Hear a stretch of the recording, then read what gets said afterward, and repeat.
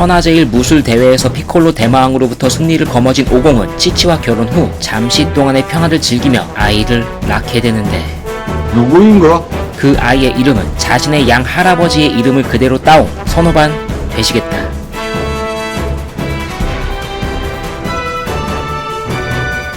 오공은 자신의 오래된 친구들이 모여있는 거북하우스의 아들을 자랑할 겸 그곳을 찾아가게 된다.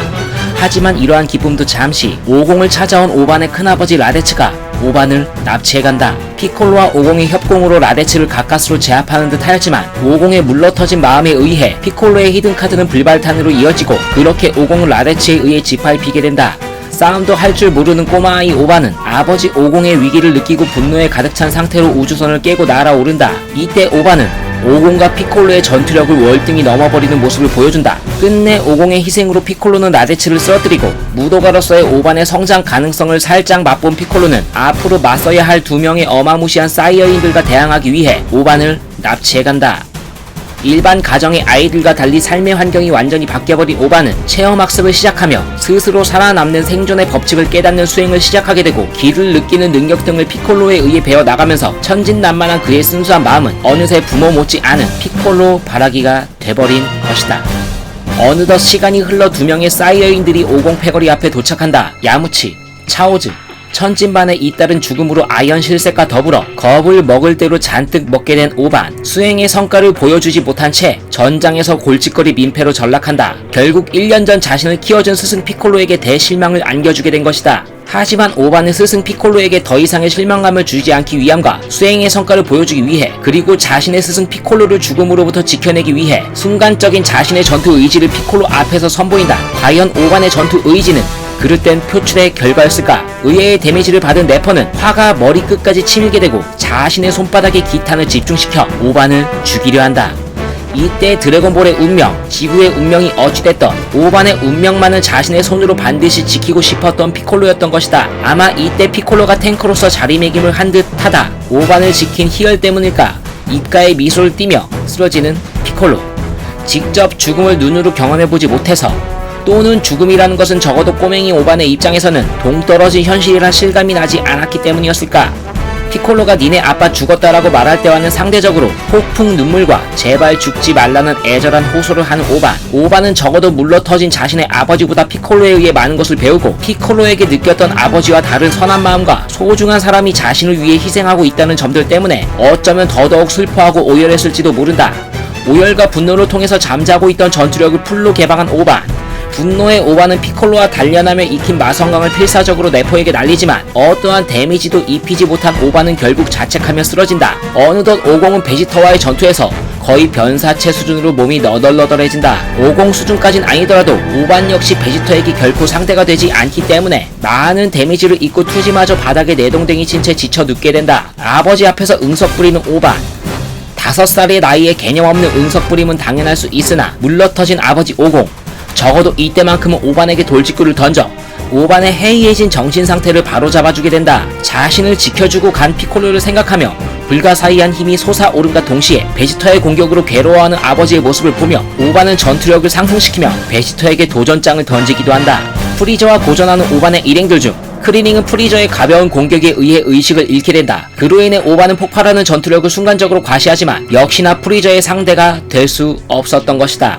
이러한 상황 속에 마침 혜성같이 등장한 오반의 보디가드 피콜로. 그의 스승 피콜로와의 재회에 대한 기쁨은 감출 수 없는 듯하다. 초반 피콜로는 프리저와 호각을 다투며 싸우게 된다. 오반의 샤방샤방한 눈동자는 마치 우윳빛깔 피콜로라고 응원하듯 자신의 스승을 자랑스러워하지만 다음 변신을 완료한 프리저에게 처참하게 짓밟히는 상황이 발생한다. 다시는 스승을 잃을 수 없다는 생각 때문이었을까? 물불을 가리지 않고 프리저에게 덤벼드는 오반. 마치 피콜로가 위기의 상황에 처했을 때만 극한의 전투력을 발휘하는 듯 사력을 다하여 기탄 공격을 프리저에게 선사하는 오반 되시겠다. 어린 시절 울고 어리광쟁이였던 오반. 만약 오반이 단순히 오공과 치치의 밑에서만 자랐다면 과연 이러한 전사로 성장할 수 있었을까 하는 생각이 든다. 유년 시절부터 피콜로와 함께했던 오반은 훌륭한 전사로 자리매김을 할 수 있도록 만든 스승 피콜로가 아니었다면 미래의 오반은 미래의 트랭크스에게 훌륭한 기감이 되지 못했을 것으로 생각된다.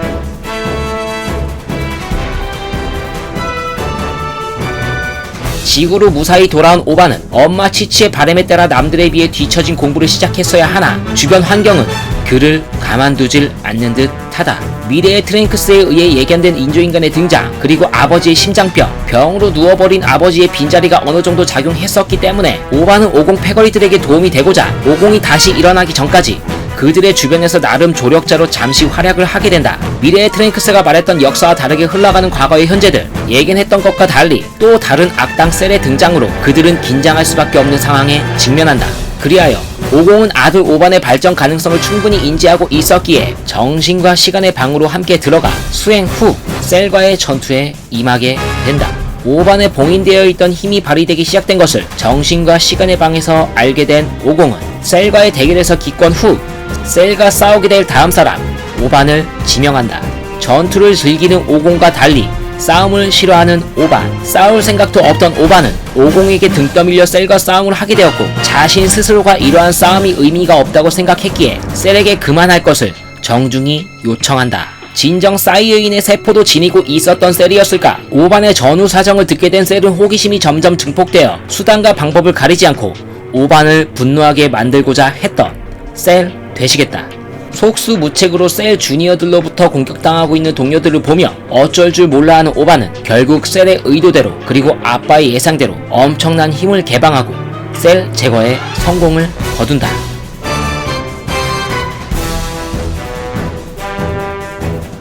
사이어인들의 공통 분모 중 하나, 사력을 다하여 전투에 임한 후 체력을 회복할 경우 전투력이 높아진다. 굳이 베지터와 손오공만 놓고 비교를 하자면 싸움의 갈증이 심한 이 둘은 늘 강자만을 갈구하는 변태적인 성향을 다분히 지닌 반면 오반은 그렇지 않다고 본다. 적어도 오반이 강해지고자 하는 욕구는 치고받고 즐기기 위함이 아닌 정의 실현을 위해서인 듯 하다. 즉 성공적인 목적 달성을 위해 강함을 갈구하는 혼혈 사이어인이라는 것이다.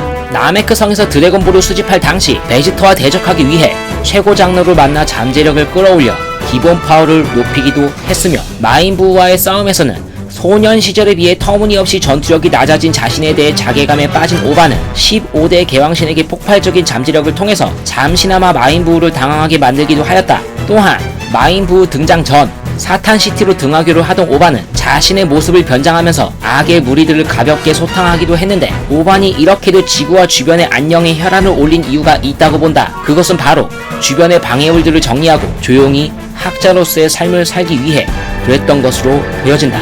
피콜로와 처음 만났을 때 무술가 따윈 되고 싶지 않아 훌륭한 학자가 되고 싶다고 언급했었던 4살짜리 꼬마아이 오반은 구체적으로 어떠한 학자가 되고 싶은지 정확히 언급하진 않았으나 이 어린 나이에 학자가 되고 싶다라고 말하는 그 자체가 대단하다 볼 수 있다. 하지만 여기서 본인이 학자가 되고 싶다라는 말 자체가 자신을 위한 삶은 아니라고 보여진다. 어린 나이에 이러한 말을 할 수 있었던 것은 주변 환경이 크게 기인했다 볼 수 있다. 그것은 바로 열혈 엄마 치치의 주입식 교육이 아닐까 하는 생각이 든다. 엄마라는 무서운 존재 때문에 아버지 오공은 아들이 상당한 힘을 가진 것 같아 수련을 시키고 싶어 했으나 치치가 이를 원천 봉쇄해버린 것이다. 극성 치치가 상황이 어떻든 간에 오반의 장래만을 위해 틈날 때마다 딱따구리처럼 공부 제대로 암 걸릴 법도 하다. 엄마와 아빠의 성향이 이리도 극과 극이니 오반은 엄마 아빠의 의견을 모두 존중하고 싶었을 것이다. 피코로를 만난 이후 싸움 따구로 변모해갈 것 같아 마음 아리를 하던 엄마의 기대를 저버리지 않기 위해 오반은 셀 제거 후 엄마가 원하던 삶을 살아가기 위해 착실하게 공부하는 모습도 보여준다.